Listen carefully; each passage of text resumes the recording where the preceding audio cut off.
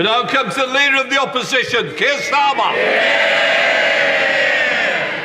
Mr Speaker, when the Prime Minister briefly emerged from his hibernation at the weekend, he raised more questions than answers. So in the interests of integrity and accountability, can he set the record straight?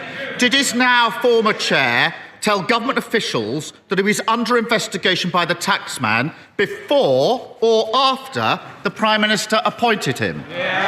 Prime Minister. Mr Speaker, I appointed the independent adviser to investigate this matter fully.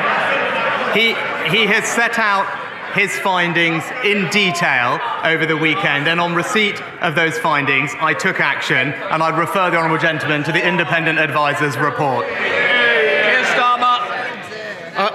Oh, come on. Anyone picking up a newspaper in July last year would have known that HMRC and the National Crime Agency were investigating months before he appointed him. Mr Speaker, The Independent, 6th of July, new Chancellor's finances secretly investigated by the National Crime Agency. The Observer, 3 days later, 9th of July, revealed officials raised flag over tax affairs before he was appointed Chancellor. The Financial Times, the next day, 10th of July, pressure bills to explain his finances. Is he saying his officials hid this information from him, or was he just too incurious to ask any questions? Mr Speaker, as I've said before at the dispatch box, the usual appointments process was followed with respect to the Minister without portfolio. No issues were raised with me at the time of his appointment, but as the independent adviser's report makes clear, there was a serious breach of the ministerial code, and that's why I took decisive action on receipt of that report. So, in relation to his former chair, his defence is, nobody told me, I didn't know, I didn't ask any questions. Is the Prime Minister now also going to claim that he's the only person completely unaware of serious allegations of bullying against the Deputy Prime Minister before he appointed him? Prime Minister. So, Mr Speaker, the honourable gentleman asked these questions about what was known, and I followed due process. I appointed an independent adviser as soon as I was made aware of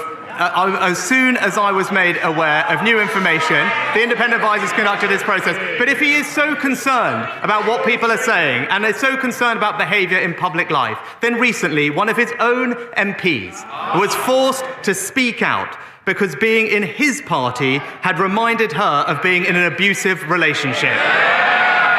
And then his own office was caught undermining her. He ought to be supporting her and her colleagues, but if he can't be trusted to stand up for the women in his party, he can't be trusted to stand up for Britain.